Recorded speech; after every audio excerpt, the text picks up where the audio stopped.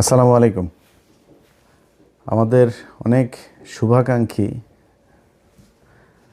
তাদের অনেকের ফোন পেয়েছি কালকে থেকে এখন পর্যন্ত। অনেকে টেক্সট করেছেন, অনেকের ফোন ধরেছি, অনেকের ফোন ধরি নাই। মানসিকভাবে তো একটু নিশ্চিত বিধ্বস্ত অবস্থাতে আছে, অস্বীকার করার কিছু নাই। এখন প্রশ্ন হইল যে গতকালকে আপনাদের বাংলাদেশ সময় যখন দুপুর 12টা, আমাদের তখন এখানে আপনাদের এখানে যখন দুপুর এই রাত 12টা, আমার এখানে তখন দুপুর 1টা বাজে। তো আমার 1টায় আপনার 12টা বাজে। আমি রাত আপনাদের দুপুর 12টায় সম্ভবত কাছাকাছি একটা সময় সব শেষ আপনার করেছিলাম, লাইভ করেছিলাম। তারপরে ঘুমাতে গিয়েছি, পরিস্থিতি দেখলাম, বুঝে টুঝে যেটুকু বুঝলাম বুঝা তারপরে ঘুমাইতে গেলাম। ঘুম থেকে উঠা কিছুক্ষণ আগে লম্বা একটা ঘুম দিয়েছিলাম, উঠা নাস্তা টাস্তা করলাম। উঠা তারপরে চিন্তা করলাম যে আমাদের অনেক শুভাকাঙ্ক্ষী আছেন, তারা অনেক হতাশায় আছেন, তাদের জন্য কিছু কথা বলা দরকার। সেই সাথে যারা অনেক খুশি, যারা অনেক ধরনের মজার ট্রল করছে, তারপরে মজাক নিচ্ছে আর কি, তো এরকম কিছু লোকজন আছে, তাদের ব্যাপারে কিছু কথা বলার জন্যই আসলে আসা। ধরেন আজকে একটা নির্বাচন হয়েছে, এটা কিন্তু 1973 সালে নির্বাচন না, বাংলাদেশের মানুষের চোখের সামনে একটা নির্বাচন হয়েছে। আপনারে মনে করার কোনো কারণ নাই যে আমরা এই দেশে ভেসে এসেছি, আমাদেরকে এই দেশের মানুষ চিনে না, আমরা এই দেশের মানুষ, আমরা কি বলতে চাই, কি বলেছে, কি বুঝাইতে চেয়েছে সেটা মানুষ বুঝে না, এটা মনে করার কোনো কারণ নেই। চোখের সামনে যা হওয়ার হয়েছে, যেটা হয়েছে, আজকে যেটা বলছি কালকে সেটাই বলবো, আগেও সেটাই বলেছি, ওই জায়গাতেই থাকবো। আপনার মনে করে লাভ নাই যে কালকে তারেক রহমানরে যারা গালাগালি দিয়েছে, লন্ডনে আছে, চেনে না, এখানে বসে আপনার এই বিরিয়ানির দোকান থেকে টাকা খায়া তারপরে তারা এখন যায়া এই ফেসবুকে পোস্ট মারে, নানান ধরনের মজা টজা করে।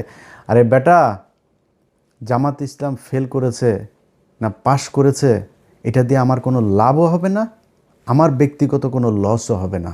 এই দেশের ক্ষতি হয়েছে। চোর, বাটপার, দুর্নীতিবাজ এরা যদি দেশ চালায়, সেই দেশ কোনো দিন ভালো চলবে না। অনেক মানুষই অনেকেই বলেন যে ভাই আপনি সরাসরি কেন বিএনপির বিরুদ্ধে হঠাৎ করে গেলেন, আপনি তো বিএনপির লোকই ছিলেন। ভাই আমি আওয়ামী লীগের সময় আপনাদেরকে একটা জিনিস বলেছে, আমার কিন্তু ভাই দুর্নীতি নিয়ে কোনো সমস্যা না। এই যে বিএনপিতে দেখেন না, আপনারা লেখা দিলাম যারা অনেক মজা টজা করছেন না, অনেক খুব ভাবসাব নিচ্ছেন, এমপি হয়েছেন। এবারটা এমপি হওয়ার উদ্দেশ্যটা কী রে তোর? তুই চুরি করার জন্য, জাস্ট চুরি করার জন্য এমপি হয়েছিস। উপর শ্রেণীর এই চোর, তোর সন্তান একটা এমপি, চোখ বন্ধ করে বলে দিবেন বিএনপি কিংবা আওয়ামী লীগের, চোখ বন্ধ করে বলে দিবেন ও যদি এমপির ছেলে হয় ও চোর। ওর পেটের মধ্যে পাড়া মারলে চুরির টাকা বের হবে, চুরির ভাত বের হবে, খাবার বের হবে। ও যে গাড়ি চড়ে সেটা চুরির টাকার, এই বাংলাদেশের জনগণের চুরির টাকার ইয়ে। ওর বাপ এত টাকা বেতন পায় না যে ছেলেরে অস্ট্রেলিয়া, ইউকে, ইউএসএ সেখানে নিয়ে পড়াশোনা করায়। সব এমপিদের ছেলেমেয়েরা বিদেশে পড়াশোনা করে, সবার, একজনও বাদ নাই। কিছু হইলেই তারা বিদেশে টাকা পয়সা কেমনে পাঠাবে, পোলাপান্ডে কেমনে বিদেশ পাঠাবে, আর পাতলা পায়খানা, হাঁচি কাশি যাই হোক, তারা সিঙ্গাপুর, থাইল্যান্ডে গিয়ে ট্রিটমেন্ট নেবে। এটা কমন জিনিস। টাকাটা কোত্থেকে আসে? তোরা চোর, বাংলাদেশে এই চুরি করে তারপরে রাজনীতি করে। কিন্তু এটা নিয়ে কিছু বলতাম না, কারণ চুরি করে আপনি যদি নাকি এখন থামাইতে যান, এটা থামাইতে পারবেন না। বা এটা একদম ইস্টাবলিশ হয়ে গিয়েছে যে এরা চুরি করবেই, এটা এইভাবেই চলবে। কালকে একজনকে আমি বলছিলাম যে যে কোনো এক পুলিশ অফিসারের আপনার সাথে কথা হচ্ছিল, আমি তার বললাম যে ভাই, ওনার সাথে কথা বলার সময় ভাবি আবার পাশে থেকে বলছে যে ভাই কী অবস্থা, সেই মাঝে মধ্যে কথা টথা হয়। তা আমি ভাবি সালাম, এই ভাই তো ভোটটা দিবে না, দাঁড়িপাল্লায় আপনি কিন্তু দিবেন। তো উনি এই বলল, ওনার হাজব্যান্ড আমার আবার বলল যে কয় ভাই আমরা দাঁড়িপাল্লায় ভোট দিতে পারবো না, এটা আমাদের এই উপরের একটা হয়েছে, সিদ্ধান্ত হয়েছে যে আমরা এই দাঁড়িপাল্লায় ভোট দেবো না, ধানের শীষ। আমি বললাম ভাই কেন এটা এত হলেন? কয় না ভাই আমরা এটা যদি তার দাঁড়িপাল্লা যদি আসে তাইলে আমাদের সমস্যা হবে। মানে বুঝছেন তো, ওই ঘুষ খাবে, ওইটা ও একদম এই মাইন্ডের ভিতরে, মাথার ভিতরে ঢুকিয়ে রেখেছে যে ও ঘুষ খাইয়েই মরবে, ও ওর ঘুষ দিয়েই চলতে হবে, ও সৎ হবে, এই চিন্তাভাবনা ওর মাথার ভেতরে নাই। এ নাকি তার আরও ঊর্ধ্বতন কিছু অফিসার সহ নাকি তারা এই করেছে, না জামাত ইসলামরা আসতে দেওয়া যাবে না। এই হয়েছে গিয়া মানে বাংলাদেশের অবস্থা। এই জায়গা থেকে আপনি রাতারাতি চলে আসবেন, এটা সম্ভব না। এরা করে, আরে বাবারে বিএনপি এসেছে, বিএনপি তোর সমস্যা কি? তোর লাভটা কি? ধান্দাবাজি করবি এখানে বসে বিরিয়ানির দোকান থেকে টাকা খাইতি, এখন ওইখানে যায় বাংলাদেশে যায় 5 স্টার হোটেল, ওই যারা টেম্পু থেকে টাকা টুকা উঠাবে ওদের কাছ থেকে তোরা চান্দা নিয়ে খাবি। এটাই তো একটা টেলিভিশনে যায় না বসবি, এরপরে ওইখান থেকে বসে তারপরে ধান্দাবাজি করবি বিভিন্ন জায়গায়। তোর এই যে এমপির কাছে যে এলাকার পোলাপান যে যায় টাকা পয়সাগুলি দেয়, এটা কিসের টাকা? যে ভিক্ষা করে ওর টাকাও তোদের পেটে যায়। এই যে এমপিদের পোলাপান যারা আছিস, তোদের পেটের মধ্যে ভিক্ষা করে ফুটপাতে বসা ল্যাংরা খোড়া যেসব মানুষ যাদেরকে আল্লাহ কোনো না কোনো কারণে প্রতিবন্ধী বানিয়েছেন, এরা হালাল ইনকাম করে। ভিক্ষা হালাল, কিন্তু খুব নিম্নমানের হালাল, কিন্তু হালাল, এটা হারাম না। সেই মানুষের টাকা তোদের পেটে আসে, কারণ ওই যে ভিক্ষা করে না, ওরা কিন্তু চাঁদা দেয়, চাঁদা না দিয়ে কেউ বসতে পারে না। এই চাঁদার এই টাকাও তোদের পেটে। সো এমপিদের তোরা এই এমপি হয়েছিস, এই আবার ভোট চুরি করে এত খুশি হয়ে তারপরে এত ভাল লাগে কথা বলতে। আরে বাবারে মনে হয় বিরাট একটা ব্যাপার, বা কি ভাই কি হইলো, আরে বাবা বিশাল ব্যাপার। কি করবি? চুরি করবি? কোনো ভালো উদ্দেশ্য আছে?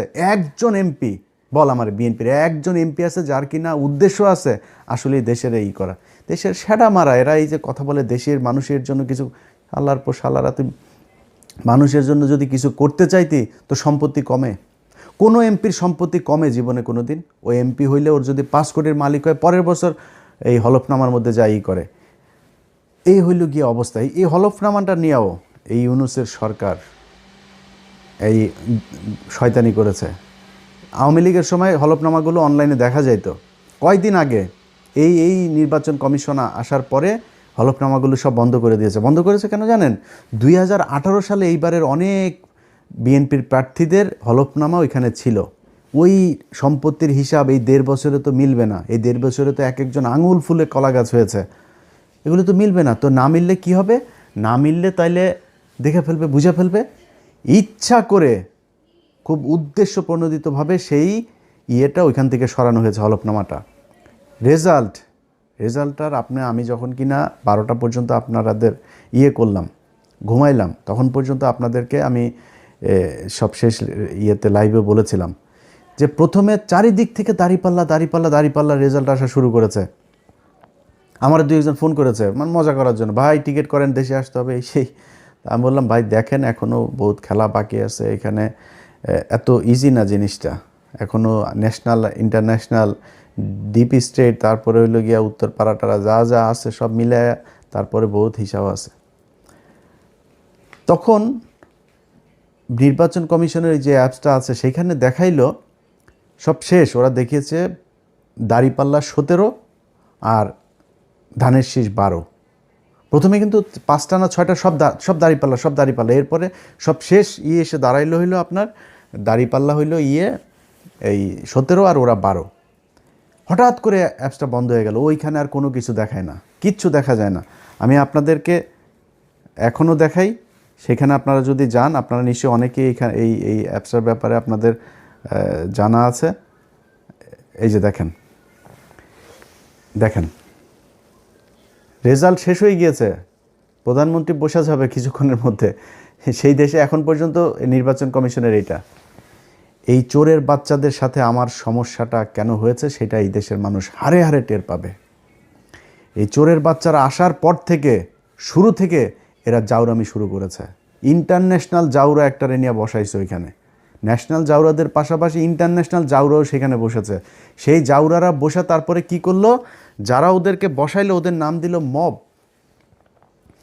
মব নাম দিয়া তারপরে করলো কি, ওদের দায় মুক্তি দিল। শুয়োরের বাচ্চা দায় মুক্তি, শেখ হাসিনারে খেদাইছে, এটার দায় মুক্তি। এটা কি অপরাধ করছে যে ওর দায় মুক্তি দিব? হিটলারের দেশে দায় মুক্তি দেওয়া হয়েছিল, মুসলিনের দেশে দায় মুক্তি দেওয়া হয়েছিল, কয়েকদিন আগে সিরিয়াতে হয়েছে, দায় মুক্তি দেওয়া হয়েছে। জীবনে কোনোদিন কোনো বিপ্লবে দায় মুক্তি দেওয়া হয়? দায় মুক্তি দিলে কি হয় এটা বাংলাদেশেই উদাহরণ আছে। জিয়াউর রহমান ইনডেমনিটি দিয়ে গিয়েছিলেন এই আপনার ইন্ডেমনিটিটা যদিও মুস্তাকের সময় দেওয়া হয়েছিল, সে এক্সটেন্ড করেছিল, সে ওটারে উইথড্র করে নাই, কিন্তু ইন্ডেমনিটি দেওয়া হয়েছিল যে 15ই আগস্টে এটা নিয়ে কোনো বিচার করা যাবে নাই, সেই বিচার হয় নাই। আজকে যে দায় মুক্তি দেওয়া হয়েছে, এই দায় মুক্তি দিয়ে ইউনূস প্রমাণ করে গিয়েছে যে এরা অপরাধ করেছে, এই অপরাধের বিচার করা যাবে না। আমি অপরাধ করি না, আপনি দায় মুক্তি দিবেন কেন? যেদিন দায় মুক্তির কথা বলা হয়েছে, দায় মুক্তি অধ্যাদেশ যেদিন জারি করা হয়েছে, সেদিন এই যে যারা আছে আজকে বিপ্লবী, যারা জুলাই আন্দোলনের নেতৃত্ব দিয়েছিল, এদের ফাঁসির দড়ি রেডি করে গিয়েছে সেদিন থেকে। এরা আইসা এখন সুশীল সাজে। একদম শুরুতেই মাহমুদুর রহমান যখন দেশে গেল, মাহমুদুর রহমান দেশে যাবে, তারা মাহমুদুর রহমানের 3-4 দিন দেশে জেলে থাকতে হইল। ওনারা আইন মেনে, তারপরে তুই কোন আইন দিয়ে রে উপদেষ্টা হয়েছিলি আমারে বলতো, কোন আইন তোরে শেখ হাসিনারে দেশ থেকে বার করাইলি?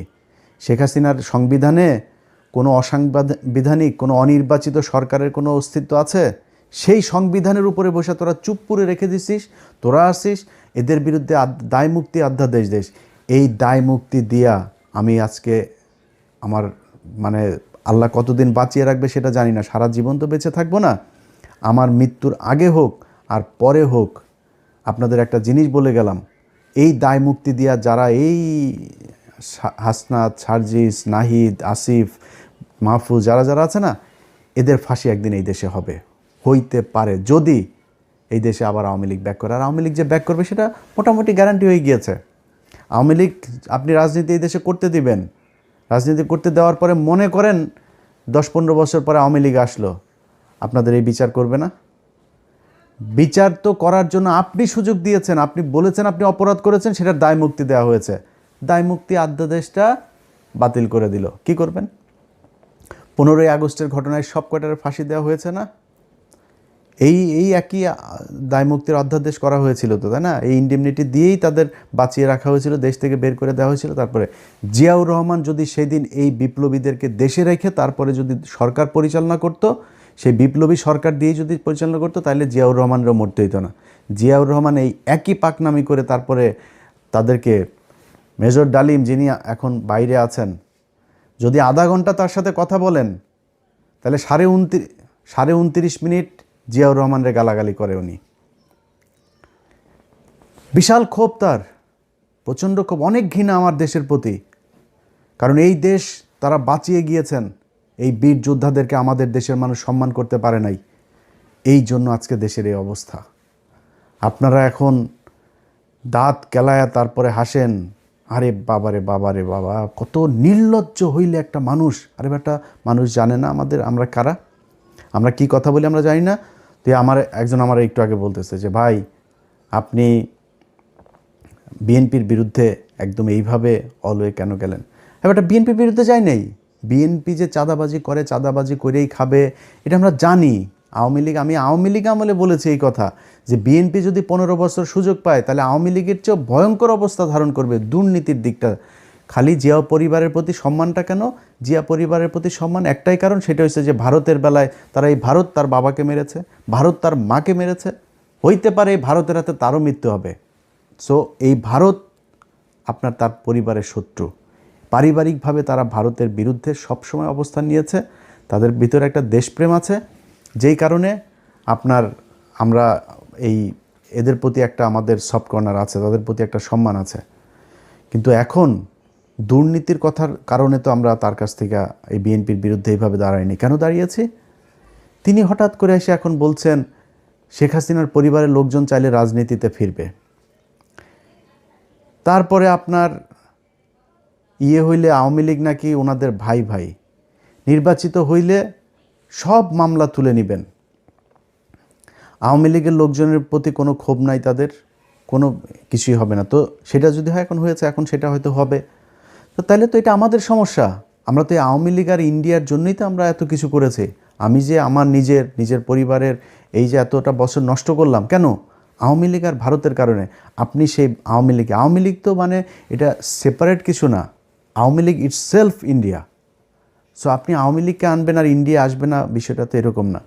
যেই কারণে আপনাদের পক্ষে থাকার কোনো সুযোগ ছিল না, এবং আজকে নাই, এখান থেকে ফিরে না আসলে সামনেও থাকবো না। আপনার মনে করার কোনো কারণ নাই যে ওই বিরানি আলমদের মতন আপনার 5 বছর আগে বলবো যে তারেক রহমান লন্ডনে কে যেন ওই যে ভাবসাব নিয়ে কথা বলছে না আপনার ওরা, এখন তারেক রহমানের পা চাটে। এটা ইলিয়াসরে দেওয়া হবে না, এটা আপনারে দেওয়া হবে। এই ইলিয়াসের পেটের মধ্যে হারাম ঢুকানো বহুত কঠিন জিনিস, সো ওইটা আপনাদের দেওয়া হবে। আপনারা হাসি খুশি তারপরে এখন খুব মজায় থাকবেন, মজা। এটা আপনারা জন্ম নিয়েছেন অসৎ পয়সা, হারাম টাকা, মানুষের কুকুরের মতো লাথি উষ্টা খায় তারপরে তার পায়ে চাপা ধরে বসে থাকার জন্য। আমাদের এই জন্য জন্ম হয় না। আল্লাহ যেন ওই রাস্তায় জীবনে কোনো দিন না নেয়। জীবনের সবচাইতে খুব খারাপ পরিস্থিতির ভেতরে দাঁড়ায়ও নিজের আদর্শ যেটা ওইটা ধরে রাখবো। এইটা সারা জীবন করব, আজকে করছি পরেও করব। জামাত ইসলাম আজকে হেরে গিয়েছে না, হারানো হয়েছে তাদেরকে। এই জামাত ইসলামের খুব খারাপ ভয়ঙ্কর পরিস্থিতিতেও ছিলাম, সামনেও থাকবো যতক্ষণ পর্যন্ত দেখব যে না এই লোকগুলি সৎ। আমার যদি আপনি এখন ইন্ডিয়ার বিষয়টা না আনতেন, আমি বিএনপির সাথে জামাতের বিষয়টা এইভাবে করতাম না। কিন্তু যেহেতু আমি নিজের চোখে দেখছি এই দেশের, এই ভারতের হাত থেকে আমার শত্রু, ভাই পৃথিবীতে আমার কোনো শত্রু নাই, আমার শত্রু একটাই, সেটা হচ্ছে ভারত। এই ভারতের বিরুদ্ধে যারা, ভারত যাদেরকে অপছন্দ করে, আমি তাদের দলে।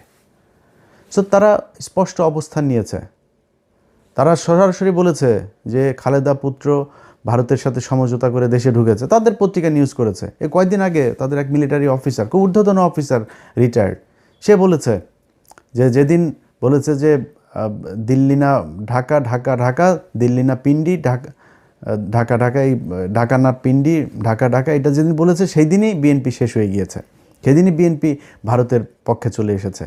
রিটায়ার্ড অফিসার বলেছে এই কথা। তো এর মানে হলো কি যে আপনার ভারতের সাথেও তাহলে নিশ্চয়ই কিছু একটা হয়েছে, আমরা তো সেটা এখনও জানি না সেই ঘটনা কি হইলো আসলেই কি। তো এই জিনিসগুলি আমরা দেখলাম সেই শুরু থেকে এখন পর্যন্ত। তো দেখে একটা নির্বাচন হইল, এবং সেই নির্বাচনের মধ্যে যদি নাকি মিনিমাম আপনাদের লজ্জাবোধ থাকতো বা সততাবোধ থাকতো, তাহলে নির্বাচন শুরু হওয়ার আগের থেকে 2 মাস ধরে যখন এই যে মানুষগুলোকে আপনার করা হচ্ছে, হুমকি দেওয়া হচ্ছে, ঘর থেকে বের হইতে পারবি না, ঘর থেকে বের হইলেই কিন্তু পা ভেঙে দেওয়া হবে, ভোট কেন্দ্রে ধানের শীষের লোক ছাড়া কাউকে যেতে দেওয়া হবে না, এই এই এই হুমকিগুলো দিয়েছে না। এই হুমকি দেওয়ার পরে বিএনপি থেকে কোনো ব্যবস্থা নেওয়া হয়েছে? তারেক রহমান দেশে যাওয়ার পরেও কোনো ব্যবস্থা নেওয়া হয়েছে? কিছুই করা হয় নাই। তাহলে ঘটনাটা কি দাঁড়াইলো? ঘটনা দাঁড়াইল আপনারা এরকম একটা নির্বাচন করেই ক্ষমতায় আসতে চেয়েছেন। সো এত ভাব মারার কিছু নাই তো, চুরি করে এসেছেন ক্ষমতায়, চুরি করে ক্ষমতায় দেখেন থাকেন। আল্লাহ যা করে ভালোর জন্য করে। যদি নাকি মনে করেন যে এই সামনের দেশ চালানোটা এত সহজ হবে, এত সুন্দর এক দেশ আপনাদের জন্য রেখে গেল এই বালের সরকার একটা, এটা মনে করার কোনো কারণ নেই। প্রতিটা পদে পদে টের পাবেন। আপনার যেই ভালোবাসার সাংবাদিকরা আপনাদের এখন আছে, সেই সাংবাদিকরাই বুঝাই দিবে, এরাই বুঝাই দিবে আপনাদেরকে কি জিনিস তারা। তারা সেই হাসিনার পাচাটা কুকুরগুলো এখন ওইখানে বসে আছে, তারা এখন আপনাদের খুব বিপদে পড়ে তারপরে পাটা চাটছে। কয়দিন পরে পা দুইটা ধাপ করে সরাই দেওয়ার পরে বিচিতে ধরে টান দিবে, বলে গেলাম এটা। তো এই হচ্ছে নির্বাচনের সার্বিক অবস্থা। আপনাদের যদি আমি চ্যানেল 24-এর ইয়েটা দেখাই, আপনারা দেখেছেন গণমাধ্যমের আজকের ভূমিকা। তারা প্রথম অবস্থায়, আমি সব শেষ ইয়েটা যখন করলাম, লাইভটা যখন করলাম, ধরেন তখন বাজে কয়টা, বাংলাদেশ সময় দুপুর 12টা বাজে। ওই সময়টাতে দেখেন তারা কি করলো, নিউজ করছে শুধু বিএনপির, শুধু বিএনপির। আরে আমার তো মানে মূল ছিল যে খবরটা জানা, যে চুয়াডাঙ্গার অবস্থাটা কি, যে চুয়াডাঙ্গায় কতজন এই শরীফের বিরুদ্ধে যে দাঁড়িয়েছে মাসুদ পারভেজ রাসেল, তার কী অবস্থা। ওনার আবার ওইখানে আমার কিছু সম্পৃক্ততা আছে, যেই কারণে আমার এটা নিয়ে খুব আগ্রহ ছিল। রাত 12টার ভেতরে উনি রেজাল্ট পেয়েছেন। মানে এই রেজাল্ট পাওয়ার পরে সেই মাসুদ পারভেজ রাসেলের নিউজ হয়েছে হলো চ্যানেল 24-এ এখন থেকে 2 ঘন্টা আগে। তারপরে ওইখানে ছাড়াও গত 3 ঘন্টার মধ্যে আপনি যদি নাকি রেজাল্টগুলো দেখেন এখন বেশিরভাগ জামাত যাচ্ছে। দেখেন রাজশাহী 4 আসনে আব্দুল বারী সরকার, তিনি 1,15,000 পেয়ে বিজয়ী হয়েছেন। তারপরে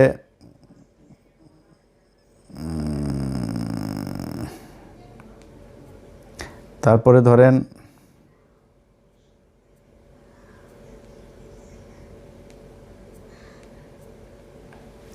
আচ্ছা, অ্যাডভোকেট রুহুল আমিন চুয়াডাঙ্গা 2 আসন থেকে বিজয়ী হয়েছেন। তারপরে হইল গিয়া রাজশাহী 1 আসনে বিজয়ী হয়েছেন মোহাম্মদ মুজিবুর রহমান, 1,71,000 ভোট পেয়েছেন। মোহাম্মদ আফজাল হোসেন কুষ্টিয়া 4 আসনে পেয়েছেন, 2 ঘন্টা আগের নিউজ।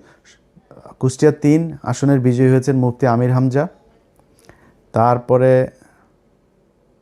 ঢাকাতে দেখেন, ঢাকাতে এই খবর তারা বহু আগে পাইতো, ঢাকার রেজাল্ট বেরোইতে কেন এত সময় লাগবে। আতাউর রহমান বাচ্চু নড়াইল 2 আসনে পেয়েছেন দাঁড়িপাল্লা। তারপরে আপনার নামগুলো মনে রাখেন। তারপরে দাঁড়িপাল্লার অধ্যক্ষ আব্দুল হালিম বাগেরহাট 4 আসনে পেয়েছেন। তারপরে বাগেরহাট 2 আসনে বিজয়ী হয়েছেন শেখ মঞ্জুরুল হক রাহাত ভাই। ঢাকা 5 আসনে দাঁড়িপাল্লা বিজয়ী হয়েছেন। দেখেন ঢাকা 5 আসনে কেন এখন রেজাল্ট আসতে হবে? 3 ঘন্টা আগে রেজাল্ট দিয়েছে সিরাজগঞ্জ 4 আসনে রফিকুল ইসলাম ভাই। তারপরে হইল গিয়া ওই যে হাবিবুর রহমান নামে বাটপার আছে যে একটা, এই বাটপার ফেল করেছে আবু তালেব মণ্ডল ভাইয়ের কাছে পাবনা 4 আসনে। তো এনারা এই খবরগুলো এখন দিচ্ছে। আপনাদের মনে আছে শুরুতে যখন তারা বিএনপির খবরগুলো সব দিচ্ছে, আমি আমার সব শেষ লাইভ যেটা করলাম, আমি আমার লাইভে এই নামগুলো বলে গিয়েছি না? এই যে রাহাত ভাইয়ের নাম বলে গিয়েছি না? এই যে চুয়াডাঙ্গা 2টা আসন, এই যে মুফতি আমির হামজা সহ কুষ্টিয়া 3টা আসনের কথা, বাগেরহাট আসনের কথা, এগুলো বলে গিয়েছি না? সেই রেজাল্ট এখন আসছে। কেন আসছে? এখন কেন আসছে? এখন ওনাদের যেই মানে লিমিট যেটা ছিল সেই লিমিট পূরণ হয়ে গিয়েছে। টার্গেট পূরণ হয়ে যাওয়ার পরে এখন গড়পড়তা এখন যা এখন যে যেমনি লবিং টবিং করে যার মতো করে পাচ্ছে সেই সেটা নিচ্ছে। তো এখন আবার একদম না দিয়ে তো আর পারা যায় না। যে জায়গায় পারেই না, ওই পোলিং এজেন্ট যারা ছিল তারা কোনোভাবেই নাসুর বান্দা হয়ে তারপরে দেখছে যে এটা ঝামেলা করা যাবে না, ওই জায়গাগুলোতে এখন আসন দিয়ে। আর এখন তো আসন এই কটা আসন তো দিতে হবেই, 2/3 হয়ে গিয়েছে, আর কি দরকার? এইভাবে নির্বাচনটাতে করা হয়েছে। তো এরপরে এখন সারা দেশের মানুষের ধরেন একটা ক্ষোভের জায়গা আছে। যেমন আমি নিজে ঢাকা শহরের অনেক জায়গায় অনেক অনিয়ম, সারাদিন বহু অনিয়ম হয়েছে, অনেক জায়গায় এজেন্টকে থাকতে দেওয়া হয় নাই, অনেক জেলাতে পুরো মানে সব কেন্দ্র দখল করে তারা করেছে। কোনো টেলিভিশন পত্রিকা সেগুলো নিউজ করে নাই, কিন্তু জামাত ইসলামও দলগতভাবে সেটার কোনো প্রতিবাদ সেরকম শক্তভাবে করে নাই এবং সেটাকে পাত্তাও দেয়নি। তো আমি মনে করেছি হয়তো জামাত ইসলাম যেহেতু তাদের তো নিশ্চয়ই লোকজন আছে, তারা নিশ্চয়ই ওই হিসাব রাখছে যে কোথায় কি হচ্ছে, যতটুকু সহনশীলভাবে তারা সেটা করছে। কিন্তু না, পরে দেখা গেল সেই ইয়েগুলোতে, যেমন আপনার ভোলাতে যে অধ্যক্ষ আপনার নজরুল ইসলাম, দেখেন তাকে মানে একদম জোর করে হারানো হয়েছে, তারপর অনেক ভোট পেয়েছে খুব কাছাকাছি ব্যবধানে। আপনার এই যে ভোলার আরেক আসনে ওই যে হাফিজ গিয়াসউদ্দিন আল মামুন, হাওয়া ভবন মামুনের যেই ভাই হাফিজ ইব্রাহিম, খুব কাছাকাছি ব্যবধানে সে জয়ী হয়েছে। কত মানুষ ভোট দিয়েছে ওইখানে। ত্রাসের রাজত্ব, মানুষকে ঘর থেকে বেরোতে দেয়নি। সকালবেলা গিয়ে আগের দিন রাতে গিয়ে বলে এসেছে যে পাড়ায় যে মানুষগুলি দাঁড়িপাল্লায় ভোট দিবে তারে ভোট দিবে না এরকম জানে, সবাই বাড়িতে গিয়ে হুমকি দিয়ে আসা হয়েছে। আমার যে ফেসবুকে আপনারা এই ভিডিও দেখছেন, এই ফেসবুক পেজের মধ্যেই দেখবেন কত শত ভিডিও আমি আপলোড দিয়েছি। এগুলো কি কোনো অনিয়ম না? কিন্তু জামাত ইসলাম আমি জানি না ওনারা এটার কোনো প্রতিবাদ করে নাই। এখন এই মুহূর্তে আমি আপনাদেরকে পাবলিক পারসেপশন শোনাই। মানুষ যারা আপনাদেরকে ভোট দিয়েছে, ভাই আপনারা এখন মাপ করে দিচ্ছেন, আপনারা এখন এটার নিয়ে কিছুই বলবেন না, কিছুই আপনাদের কোনো ক্ষোভ নাই, যা পেয়েছেন আলহামদুলিল্লাহ, এটা যদি বলেন। হ্যাঁ, আমি জামাতের যে বক্তব্য, সেই বক্তব্য হয়েছে যে ওনারা বলছেন যে ইলিয়াস আমরা কোনো ঝামেলায় যেতে চাচ্ছি না, আমরা যদি ঝামেলায় যাই তাহলে তৃতীয় পক্ষ এটার সুবিধা নেবে। ভাই তৃতীয় পক্ষের সুবিধা নেবে কোনো সমস্যা নাই, তাহলে আপনি সব মেনে নেবেন নাকি? আপনাকে তো প্রতিবাদটা করতে হবে, আপনাকে তো জানাইতে হবে যে আমরা ভোটটা এই কারণে আমরা মেনে নিচ্ছি, কিন্তু মেনে নিলেও আপনারা এই অন্যায়গুলো করেছেন, এটা ভবিষ্যতে আমরা মানব না, কিংবা এটার কি চাই, একটু কথা তো বলতে হবে জামাতরে। কিন্তু জামাত সেটা বলে না, এটা জামাতের ব্যাপার, জামাত কি করবে। কিন্তু আমি শুরুর থেকে একটু বলি যে জামাতের সাথে যখন এই জোটটা হয়, এই জোটের সময় নানান দেন দরবার একবার আসে যায় যায় আসে, এনসিপিও বিএনপির সাথে জোট বেঁধে ফেলে, এরকম অবস্থা আর কি, হুমকি দেয়, বুঝছেন। তো এরা 30টা আসন নিল। ভাই 30টা আসন কি মনে করে নিলেন আমার বলেন তো একটু। মামুনুল হক 20 আসন, তারা 50 আসন দিতে হবে। তারপরে এ গ্রেড প্রার্থী ওই যে রেজু ফজু চরমনার এই মাতালটা 150 আসন চেয়েছে, মানে ওনারে 150 দিতে হবে। জামাতের নেতৃত্বের জোটে জামাত 100 আসনে করবে, আর অন্যান্য যারা জোটের সঙ্গী আছে তাদেরকে বাকি 50টা। কি শিয়ালের ভাগ বুঝতে পারছেন। তাদের এ গ্রেডের 143টা প্রার্থী, সে এ গ্রেডের প্রার্থীর কই চাচা? আপনি নিজে 2 আসনে দাঁড়িয়েছেন, ভাবটা দেখেন তার। ধরেন দলের প্রধান আছে না, যেমন খালেদা জিয়া, শেখ হাসিনা, ওনারা যেমন দাঁড়াইতো, তারেক রহমানও 2 আসনে দাঁড়িয়েছেন। তো এই দলের প্রধান হইলে আবার 3টা 4টা, আমি জানি না এটা কেন করে, তো 3টা 4টা 5টা আসনে এরকম দাঁড়ায়, এটা আমাদের দেশের বোধহয় রেওয়াজ এরকম। তো উনি ওই ভাবটা ধরতে গিয়েছে, উনি একা 2 আসনে দাঁড়িয়েছেন। ওরে বাবা রে বাবা, 2 আসনে দাঁড়িয়ে 2 আসনে উনি হেরে গিয়েছেন। কত বড় এ গ্রেডের ক্যান্ডিডেট আপনি, দলের প্রধান, আপনি বুঝেন। একটাও পায় নাই। বলছিলাম না, আরও অনেক দিন আগে বলছিলাম না, এই 2টার একটাও পাশ করবে না, একটাও পাশ করে নাই। 143 আসন কই? চাপ দিয়া জামাতের কাছ থেকে নিতে হবে। এই একই চাপ দিয়া যখন চরমনায় চলে গেল, মামুনুল হক হুজুর সেই চাপটা দিয়া এই সুযোগটা কাজে লাগায় কতগুলি আসন নিয়ে নিল। ভাই আপনার সবগুলি আসনে এই যে এনসিপির পোলাপানগুলো, তাদের একটারও টাকা পয়সা নাই তো। এদের জামাতের টাকা পয়সা দিয়া, তারপরে বিভিন্ন মানুষজন তাদের সাহায্য সহযোগিতা করে তারপরে তাদের নির্বাচনের খরচটা জোগাইল। তা আপনার তো নাই, আপনি 30টা নিলেন কেন? এদের অনেকেই আছে যারা টাকার অভাবে অনেক সমস্যায় পড়তে হয়েছে। তা আমি নিজে যতটুকু পেরেছি, এরে ওরে না তারে বলে টলে এরকম আমি নিজে থেকেও বলেছি অনেককে, তা এরা হয়েছে। তারপরে জামাত ইসলাম তো তাদের সহায়তা করেছেই। তো এইভাবে তো আপনি 30 আসন নিলেন কেন? এই যে চুয়াডাঙ্গা 1 আসনে, এটা আমার ইস্যু। আমি এই শরীফকে নিয়ে 15 মিনিটস করেছিলাম। বিশাল চাঁদাবাজ, ধর্ষক, একটা মেয়েকে ধর্ষণ করে, তারে ভুয়া বিয়ে করে, তারপরে শারীরিক সম্পর্ক করে মেয়েটারে তারপর ছেড়ে দিছে। সেই মেয়েটা যখন তারা চাপ দিছে, তারে মাদকের আসামি বানায় জেলখানা, এখনও জেলে আছে সেই মহিলা। সেই মহিলা একজন বিএনপির কর্মী, তার ভাই বিএনপি আওয়ামী লীগের সময় অনেকবার জেল খেটেছে, অনেক নির্যাতন সহ্য করেছে, অনেক মামলা আছে তার নামে। সেই ছেলেটার বোনটাকে আপনার, ওর বোনটাও জামাত এই বিএনপি করতো, একই সাথে রাজনীতি করতো, গান গায় মহিলা। সেই গানের শিল্পীটাকে আপনার জেলখানায় নিয়ে রেখে দিয়ে এখনও সে জেলে। এগুলোর কারণে আমি বিএনপিকে, আমি তারেক রহমানকে বলেছি, বিএনপির সর্বোচ্চ নীতি নির্ধারণীর কাছে আমি এই চুয়াডাঙ্গা 1 আসনের এই প্রার্থীর, আমি কোনো নির্দিষ্ট কোনো প্রার্থীর কথা বলি না, বলছি এরে সরান। এটা নিয়ে বিএনপির সাথে এবার আমার প্রথম ঝামেলার শুরু। ওমা 5 দিন পরে তারে মনোনয়ন দিয়েছেন। এত ঘাটতারামো করা তো ভাই ভালো না, তাই না? তার মান দিয়া তারপরে কি করেছেন এখন দেখেন অবস্থা। এইখানে জামাত ইসলাম চেয়েছিল মোল্লা ফারুক নামে এক ছেলের দিতে। এর না আছে এলাকায় কোনো প্রভাব, না আছে কোনো ভোট, না আছে পরিচিতি, কিছু নেই, ঢাকায় থাকে। সে যায় আক্তারের বন্ধু, এই জন্য তারা জামাত ইসলাম দিবে। আমি জামাত ইসলাম বলছি যে ভাই এটা দিতে হবে, এটা আমার আসন, আমারে দিতে হবে, এটা আমি চাইলাম। আমি চাই নিয়ে তারপরে এই অ্যাডভোকেট মাসুদ পারভেজ রাসেলকে এটা করেছি যে আপনি নির্বাচন করবেন। বিশাল ব্যবধানে জিতেছে সেখানে চুয়াডাঙ্গা 2টা আসনই জামাত পেয়েছে, সেখানে নিয়ে দেওয়া হলো। ওখানে যদি ওই ছেলের দেওয়া হইতো 100% সে হাঁটতো। আমি আলেম সাহেব, নাম বলে আর চাকরি হারাইতে চাই না, আলেম সাহেব আপনার জোটের সঙ্গী বিএনপির প্রার্থীর কাছ থেকে মাত্র 1 কোটি টাকা নিয়েছে। 1 কোটি টাকা নিয়ে সিট বেঁচে দিয়েছেন তিনি। ঠিক আছে ভাই, আপনি করেন, আমি আমার মতো চুপচাপ থাকবো। এই হইল অবস্থা। তো আপনারা এই যে এতগুলো আসন নিয়ে তারপরে জামাত ইসলামের এটারে নষ্ট করলেন, এটা করা তো ভাই ঠিক হয় নাই। এটা করাতে আপনারও ক্ষতি হয়েছে, তাদেরও ক্ষতি হয়েছে। এই যে আজকে মামুনুল হক তিনি আপনার করছে, এই কান্নাকাটি করছেন, এখন তারা জোর করে করছেন। ভাই আপনার তো লোক নাই। আমি ঢাকা শহরের মতো জায়গায় অনেক জায়গায় শুনেছি যে মানে বেশিরভাগ সব জায়গাতেই 3জন 4জন করে তাদের লোক, এখানে এদের 1জন লোক, কোথাও লোকই নেই। তাদের বাইরে বুথ করা হয়েছে 3টা 4টা বুথ, তাদের বুথের ভেতরে পানি টানি খাবার টাবার বিরিয়ানি টিরানির অভাব নাই, আর শিবিরের ছোট্ট একটা বুথ। এইভাবে নির্বাচন করেছে।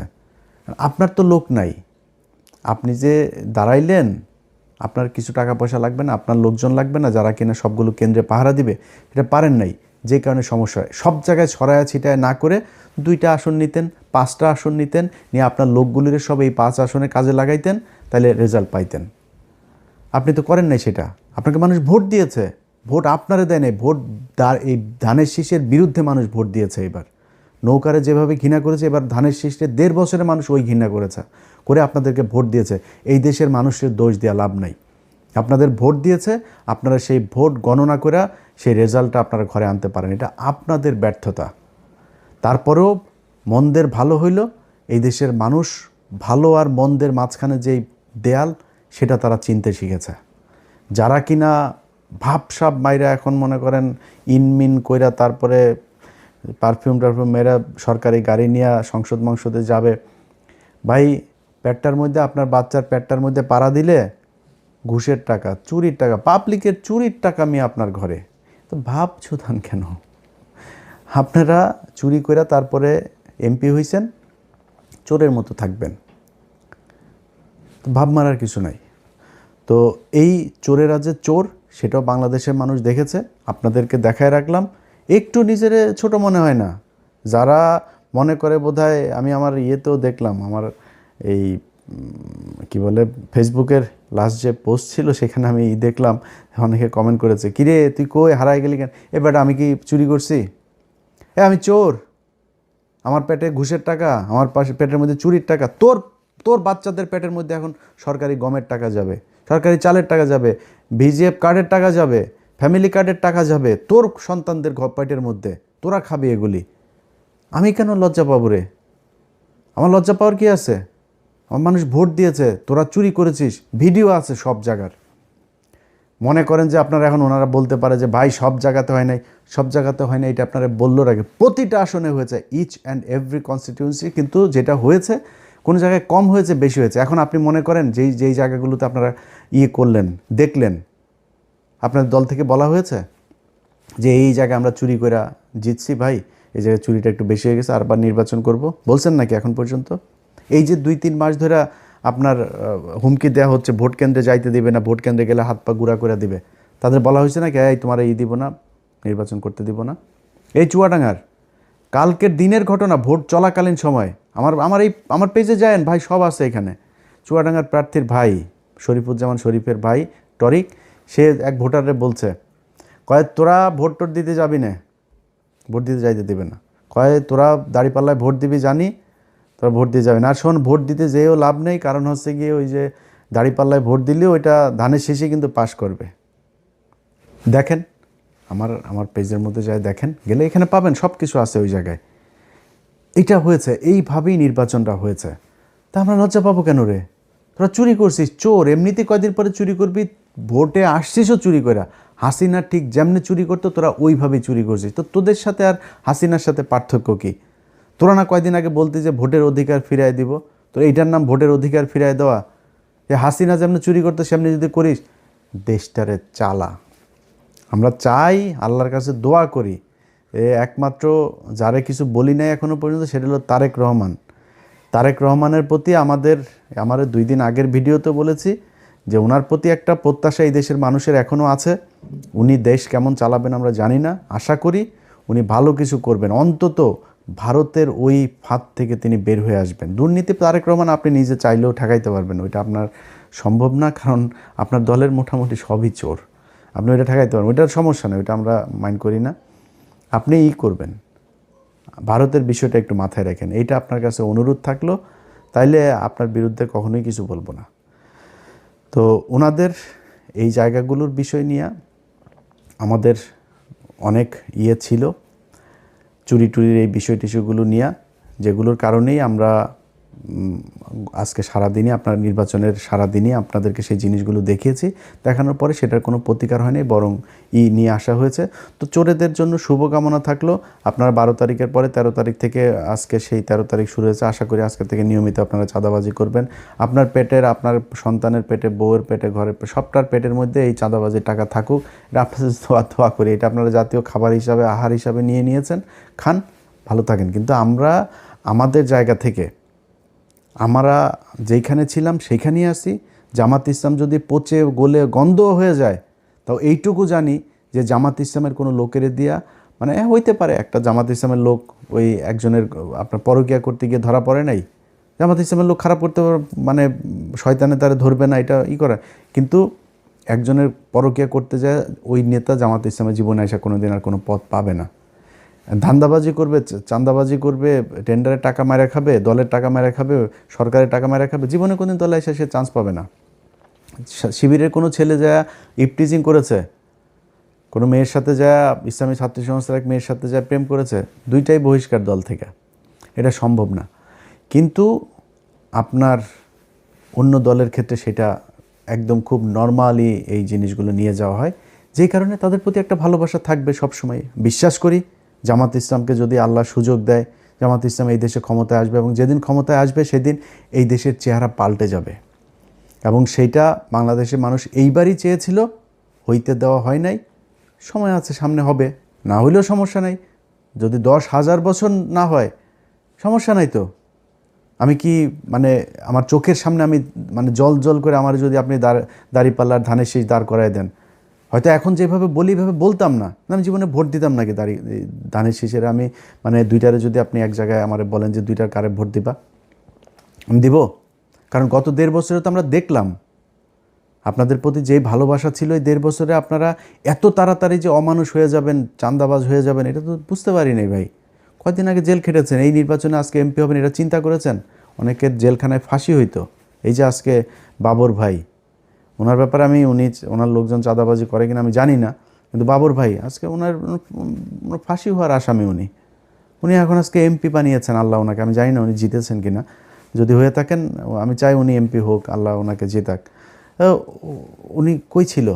এইটুকুতেই ভাই সন্তুষ্ট হওয়া দরকার ছিল। আপনি জামাত ইসলামের কি হারানোর কিছু আছে নাকি রে ভাই? জামাত ইসলাম কি যায় দলে যায় চাঁদা খাবে?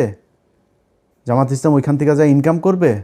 জামাত ইসলাম যেইটা করতো জামাত ইসলাম এখন ওইটাই করবে। জামাত ইসলাম হারানোর কিছু আছে? ওরা এই গত 15 বছরে যে নির্যাতন সহ্য করেছে, ওদের আবার কি? ওদের নিষিদ্ধ করে রাখা হয়েছিল, একদম নিষিদ্ধ জঙ্গি গোষ্ঠীর মতো আচরণ করা হইতো ওদের সাথে। সেই দলটা আজকে যেখানে এসেছে, এটা ওদের জন্য বিশাল ব্যাপার। এনাফ ওদের জন্য। ওরা কিছু হারায় নাই, এই দেশের মানুষ হারিয়েছে। আমার আজকে যদি জিজ্ঞেস করেন যে ভাই আপনার কেমন, আপনার কি সমস্যা, আপনার কি হইলো, আপনি কতটুকু ভাই আপনার তো হয়ে গেল, আমার কিছু লস হয়নি ভাই। আমারে আল্লাহর রহমতে আর্থিকভাবে আল্লাহ যথেষ্ট সচ্ছল রেখেছেন, আল্লাহর রহমতে ভালো আছি, আল্লাহ সুস্থ রেখেছেন, হাত পা দিয়ে কাজ করে খাইতে পারি, এটা এনাফ। কিন্তু সমস্যাটা কি হয়েছে জানেন? যেটা গতকালকের ভিডিওতে বলেছিলাম, নির্বাচনের আগের দিনে যে ভিডিও, যে কিছু কাজ ছিল যেই কাজগুলোর জন্য এই ইউনূস সরকারের সাথে আমার সব সমস্যার শুরু। সেটা হচ্ছে এই যে বিডিআরের লোকগুলোরে তাদেরকে কথা দিয়েছিলাম যে ভাই যদি জামাত ইসলাম আসে আপনাদের জন্য সর্বোচ্চ করব। এই যে আলেমগুলো আছে, এই আলেমগুলোরে বলছিলাম তারেক রহমান আপনার কাছে একটা অনুরোধ করি, যদি কেউ পারেন আমি তারেক রহমানের সমালোচনা করলে যারা পাঠান তাদেরকে বলবো যে একটু তারেক রহমান রে ওগুলি না দেখায় এটা ওনারে বললেন যে একটু 2 মিনিটের জন্য একটু খোঁজটা নিতে। আমি জাস্ট আপনাদের ক্লু দিয়ে দেই। দেখেন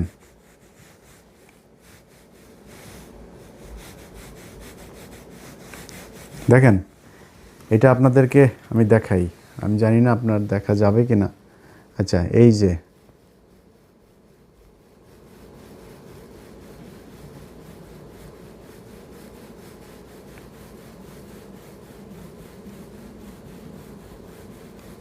দেখেন কত লম্বা জিনিস।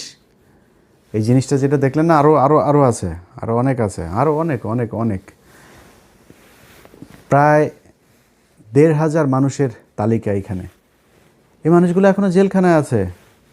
মামুনুল্লাহ খুজুর, আপনি যে আজকে এমপি হওয়ার জন্য যে তোড়জোড়টা করছেন না, আপনি এই জেলখানায় যারা আপনার পা ধুইয়া দিত, নিজের বাসা থেকে খাবার নিলে নিয়ে আপনারে দিয়ে আসতো, আপনার ভোর রাতে উজু করার জন্য যা পানি নিয়ে এসে দিত, সেই মানুষগুলো এখনও জেলখানায় আছে হুজুর। খোঁজ নেন নাই আপনারা। 1.5 বছর আপনি এই আফগানিস্তান ঘুরতে যান, জেলখানার মানুষগুলোরে ছাড়াইতে পারেন নাই। এটার নাম জেহাদও না, এটার নাম ইসলামও না, আপনারা করেন নাই। তো যে দুইটা জিনিস বললাম, আমার বাংলাদেশের যত প্রভাবশালী, এটা সেনাপ্রধান হোক আর ইউনূস হোক, আসিফ নজরুল হোক, সবার সাথে আমার গ্যাঞ্জাম বেঁধেছে দুইটা জিনিস নিয়ে। সেটা হলো বিডিআরের এই লোকগুলোকে, এটা কেন জানি মায়া লাগে এদের জন্য। এখন কী বলবো বলেন, আরে আলেম এই দুইজন আর আরেকটা জায়গা আছে, সেটা হইলো যে ওই যে ফেনীতে 16 জন মানুষ কন্ডেম সেলে পড়ে আছে, তাদেরকে এই বনোজ কুমার একদম আপনারা তদন্ত করেন আবার আপনার মতো, আমি আমার মতো তদন্ত করেছি, 15 মিনিটস করেছি, সেখানে দেখিয়েছি সেগুলো কি হয়েছে। যদি পারেন ওই মানুষগুলোরে একটু ছেড়ে দিন। আর আরও কিছু জিনিস আছে, এই যে প্রথম আলোর ঘটনায় কিছু মানুষকে এখানে জেলখানায় নেওয়া হয়েছে, এই মানুষগুলোর ছেড়ে দিন। এই মানুষগুলোর কেউ এটার সাথে জড়িত না, আমার নামে মামলা দিয়ে রাখেন। এই মানুষগুলোর এখানে তারা ফেসবুকে একটা পোস্ট করেছে, একটা পোস্ট শেয়ার করেছে, সেই কারণে তাদেরকে নিয়ে তারপরে এখন একটা করে তারপরে বিচার করার চেষ্টা করা হচ্ছে। এই খুশিটা প্রথম আলোরে করতে যায় না তারেক রহমান। আপনার আজকে যত সাংবাদিকরা আপনার পায়ের নিচে আপনার জিভ দিয়ে আপনার পা চাটছে, এরা সবাই আপনার বিরুদ্ধে ছিল, সবাই। এখানে এই বাংলাদেশে এমন একজন সাংবাদিক নাই যে সাংবাদিক, আমি সাংবাদিক খুব ছোট একটা সাংবাদিকের আপনার জন্য এই গত 6 বছরে যতটুকু আমি নিজের ক্ষতি করেছি এটুকু কেউ করে নাই। এই 6 বছর আপনি আজকে আপনারা যেমন কথা বলছি না, এই 6 বছর এমনি কথা বলি নাই কোনো দিন। কারণ আপনারে এই 6 বছরে আপনারা যে নির্যাতন সহ্য করেছেন, এই নির্যাতনের এই সময়টাতে আপনি আমার কিছুই করতে পারতেন না আপনার বিরুদ্ধে কথা বললে। কোনো দিন বলি নাই, কোনো দিনও বলি, একটা সিঙ্গেল ওয়ার্ডও আপনি আমার দেখাইতে পারবেন না। আজকে পরিস্থিতির কারণে কিছু সমালোচনা করি, এগুলো নিলে আপনার ভালো হবে। কারণ হলো যে এই যারা আজকে পাঁচাটে, এই পাঁচাটা বাহিনী 2 দিন পরে রাতারাতি বের হয়ে যাবে। আর আরেকটা অনুরোধ আপনার কাছে করে যাই, জীবনে কোনো দিন আওয়ামী লীগকে নিয়ে আসার চেষ্টা করেন না। আওয়ামী লীগকে যদি নিয়ে আসার চেষ্টা করেন, আপনার দল থাকবে না। কেন থাকবে না জানেন? জামাত ইসলাম কিন্তু পেছনে যাবে না। জামাত ইসলাম যেখানে এসছে এখান থেকে সামনে যাবে। আমি এবার একটা খুব কুবুদ্ধি দিয়েছিলাম জামাতের আমিরকে। আমি তাদের বলেছিলাম যে হুজুর আপনি একটা কাজ করেন, আওয়ামী লীগকে নির্বাচনে আসতে দেন। আওয়ামী লীগের নির্বাচনে আসলে আওয়ামী লীগ জামাতের ভোট কাটতো না, আওয়ামী লীগ আপনাদের ভোট কাটতো। যে হিন্দুদের ভোট পেয়েছেন, হিন্দুদের ভোট তো রিজার্ভ ভোট, এটা আওয়ামী লীগের জন্য, এটা আপনারা পাইতেন না। আওয়ামী লীগের নিজস্ব ভোট অনেক পেয়েছেন আপনারা, সেটা আপনারা পেতেন না। আমি এই বুদ্ধিটা কিন্তু দিয়েছিলাম, কারণ আমি জানি যে আপনারা তো করবেনই। আমি তারা বলেছিলাম যে বিচার যাদের নামে আছে, মামলা টামলা আছে, তাদের বিচার করেন, বাট আওয়ামী লীগকে আসতে দেন। সামনে আওয়ামী লীগকে আনতে দিবেন না। এই দেশে আপনাদের দুই চেতনার, আপনারাও তো নাকি 71-এর চেতনার দল, এখন আগে জানতাম না, এটা নতুন করে জানতে পারছি। তো আপনাদেরকে যারা চেতনার দল আর আওয়ামী লীগ চেতনার দল, এই দুইটার মধ্যে একটা থাকবে, দুইটা থাকতে পারবে না। জামাত অন্য লাইনের, ওই লাইনের লোক যারা, তারা জামাতের পেছনেই থাকবে। যাই হোক, ভিডিওর শেষে বাংলাদেশের মানুষের জন্য একটা বাংলাদেশের মানুষের কাছে আসলে ক্ষমা চেয়ে নিচ্ছি যে আপনাদেরকে বিশাল স্বপ্ন দেখিয়েছিলাম, সেই স্বপ্ন বাস্তবায়ন করতে পারি নাই। কেন পারি নাই সেটাও আপনারা জানেন। আপনারা ভোট দিয়েছেন কি দেন নাই, এটা আপনি নিজেকে জিজ্ঞেস করেন। আমরা একটা নীরব বিপ্লব দেখেছি এই দেশে। মানুষ জোর করে এসে 6টা থেকে এসে আপনার ভোট কেন্দ্রে এসে দাঁড়িয়ে থেকেছে। মানুষ ঝগড়া করেছে ভোট কেন্দ্রের ভেতরে 8-10 জন বিএনপির ক্যাডারদের সাথে তারা তর্ক করে নিজের ভোট নিজে দিয়ে এসেছে, এগুলো আমরা দেখেছি। সো আপনারা আপনাদের দায়িত্ব পালন করেছেন। আমার আসলে দায়িত্ব তো, আমি তো আর কোনো রাজনৈতিক দল না, আমি মাঠেও নাই। আমার না বলবো জামাত ইসলাম দায়িত্বটা খুব ভালোভাবে বোধহয়, এই দায়টাও জামাত ইসলাম আমার মনে হয় তারা নেবে, এবং আপনাদের কাছে জামাত ইসলামও নিশ্চয়ই এই ক্ষমাটা চাবে।